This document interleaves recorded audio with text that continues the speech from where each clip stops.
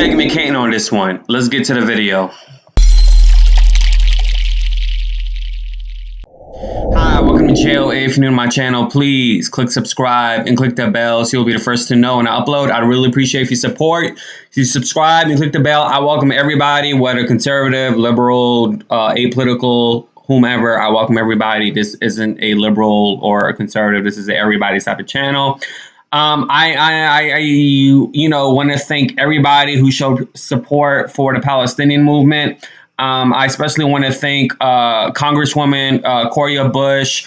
I want to thank Ilhan Omar. And of course, I want to thank Rashida Tlaib. In addition, AOC. Rashida Tlaib made me cry, like literally cry last night, when I watched her speech speaking in front of Congress. And, I was very proud to listen to all of their messages. And of course, I want to give a shout out to Andre Carson. So thank you guys so much for speaking out towards Congress. Thank you, Cori Bush. Thank you, Andre Carson, for telling Black people who are on the other side that there's a connection. There is a connection here towards how Blacks are treated here, and there's a connection towards how Palestinians are treated there. And it's pretty. I mean, you have to have common sense to believe this. If our government, United States government, is supplying $3.8 billion to Israel, then it's kind of like it's common sense, to even believe that's the situation. So thank you for that. Yeah, so it's been a rough few days, and I don't want to talk too much, but I also want to shout out the 3 patrons that surprised me as well. Like, you guys surprised me. So patreon.com/JOA. I believe the minimum is $5 and it goes up to $25, but you can also donate in between, which some people have, and 3 people, y'all like really shocked me. I sincerely appreciate it. Like, I had a sad week with just this whole movement, and it's still going on, and it's going to continue as going on until someone like this administration steps forward and actually do something about it. At least Kamala Harris' niece has something to say about it, being pro-Palestine, but I have yet to hear anything positive out the White House in regards to the situation. So watch this clip, and I'll come back with some more. Right. I worry also about my grandson, who is under 12. So he's not vaccinated, and just because I am and Steve is and his parents are, we still have to worry about him. So it's not, right. I don't love it 100. I don't think they were right in jumping this gun so quickly. Meghan, are you celebrating the announcement, or are you on the same page as I am? No, I was really happy yesterday. I have a few things to say. The first one is that when we're talking about having to show proof of vaccination, just from a legal standpoint, there's a lot of civil liberties issues here that if the government is going to mandate that you have to get this vaccination, I mean, that is a very, very slippery slope. And I'm very skeptical and very contrarian by nature, and I question the government at every single move. So even though I have been vaccinated, I would have a very, very hard time with that being mandated nationally to do things. I just think that's a very slippery slope for a lot of different reasons.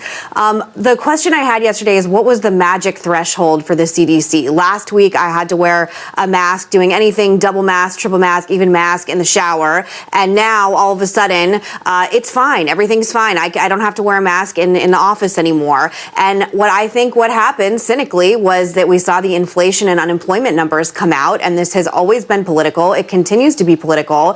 And I think the administration saw that less people were going to work. People were still feeling hesitant about the virus. People were still, getting their, stimulus money and staying home. And I think the Biden administration is smart enough to realize that people have to go back to work. Now, I'm not the only one skeptical of this.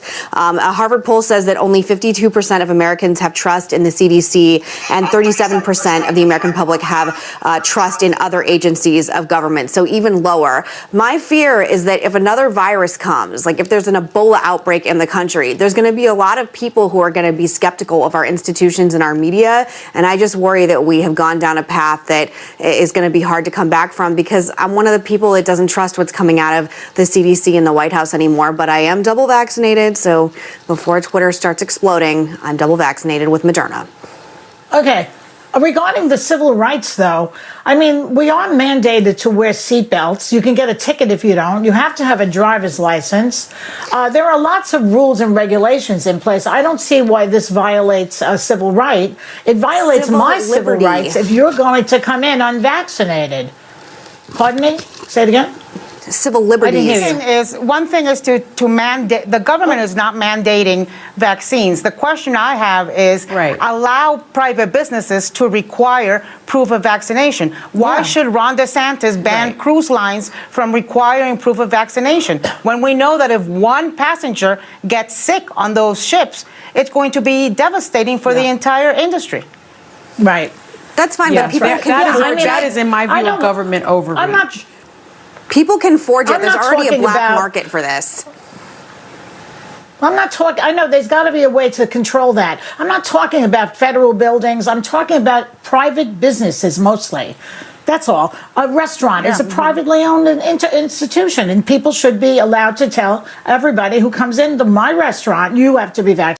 So I agree with Meghan McCain on this one. I want to keep this video not too long. I agree with her in the sense that, like I said, the messaging from the past administration was a miscommunicado. It was a miscommunication between when the vaccine was going to roll out. Just the other day, Governor DeSantis actually faced backlash in Florida for lifting the mask mandate by July. So the fact that the CDC is saying that we can openly wearing masks and if you're fully vaccinated, and then I also am still seeing messaging from other parts of the media outlets saying there's limited situations towards being fully vaccinated and being able to wear your mask. So there's still a little bit mismessaging. I'm with Meghan in terms of I don't trust the government. I don't trust CDC. At least now I don't, considering the fact that the government supplies $3.8 billion to Israel while Palestine has been in an apartheid for 73 plus years. And so, no, I don't trust the CDC at all. I don't trust the government at all. I honestly do agree with Meghan McCain in the sense that jobs are low. Biden so they're doing a forecast. What a forecast is in economic sense is a prediction, or it's like a set average towards what your numbers were in the past months before. So when you have a forecast and you predict a number of people to be in jobs by a certain amount of time. For example, last month in April, they predicted that 1 million jobs will be acquired by people during this pandemic. However, only about 266,000 jobs were supplied by the masses. So when a forecast is being mispredicted, and economists who are high-level scholarly economists who are surprised by their misprediction, there's going to be a problem. So I do agree with Meghan McCain in a sense that this is political. In an economic sense, it is at least that jobs aren't being justified. Jobs are a thing that needs to be created in this administration, in any administration. And it's something I believe Biden is trying to do because it's important for people to have jobs and people to have money. And with the situation we are in now, with people not wanting to go to work, of course, there's going to be a promotion about if you're fully vaccinated that you need to that it's okay for you to go out and live your life. So this is why I don't label my politics. This is why I firmly believe this whole thing was political, from the start, from the gate, from the Trump administration. And he is the reason why I am still skeptical. He's the reason why a lot of millennials are still skeptical. People in the South are still skeptical. And to be honest with you guys, during this pandemic, I lived my life the way I wanted. Like, I'm introverted in a sense. I don't go out. I mean, hell, I took advantage of this pandemic by doing Uber Eats, and baby, that money was great in the beginning. So I was out and about when people were scared to be out and about. And so, this pandemic was nothing new to me because my life before the pandemic, having the pandemic, sad to say.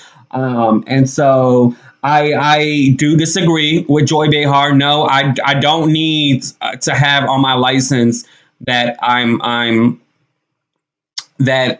that I'm vaccinated. It's enough that they want to know if you want to be a donor or not with your heart and your organs. Like, Why do I need to have? I'm not a sheep. I'm not an animal. This isn't a communist country. This isn't a dictatorship company. This isn't Palestine where where Palestinians need to get permission to go to cross the border for medical reasons. I'm not about to put something on my license that states whether or not I'm vaccinated. And to be honest with you, I'll be honest with you and say that I'm not, and I'm probably not going to get vaccinated. So no, I disagree with her in a sense. Now, if you are a private business and you want to say, hey, you need to have vaccinations in order for you to come to my store, that's your right. You can do that. But I'm not about to sit there and put something on my license, or even in a travel sense. I think that is dictatorship. I think that is governmental control. This is why I can never be a Democrat. I can never be a leftist, because it's crazy. I should not be able to have to endure these obstacles, more obstacles that's already created, endure this one as well, in order for me to live my life the way I want to live. I'm not having that. You know, it's supposed to be the land of the free, the home of the brave. And at this moment, they're trying to make it something that is not that. That is mixed messaging, which is pretty much what the marketing message has been throughout this whole pandemic. But anyways, y'all, let me know what you think in the comments below. Shout out to Eric Carson, Ihan Omar, Rashida Tlaib, AOC, Congresswoman Coriya Bush. I thank you guys so much for speaking in front of Congress. FU Ted Cruz. I'm not really sure. I don't even think millions of dollars were touted to the Palestinian government. I highly doubt it. I don't think so. I don't care if US Weekly reported it. I don't care if BBC News reported it. I actually spoke to a Palestinian woman that was born, and they're like, nah. I'm like, I know. You know, if it hasn't even landed in mainstream media. And mainstream media always wants something to talk about, especially if that was true or not. They would love to pick up a story that has clicks. I mean, I'm in the business as well. So I highly doubt it. And thank you so much for those that came on patreon.com. I really appreciate it. For those, don't forget, patreon.com/JOA. Thank you guys so much for watching. Deuces. Yay. I sound bad, I know.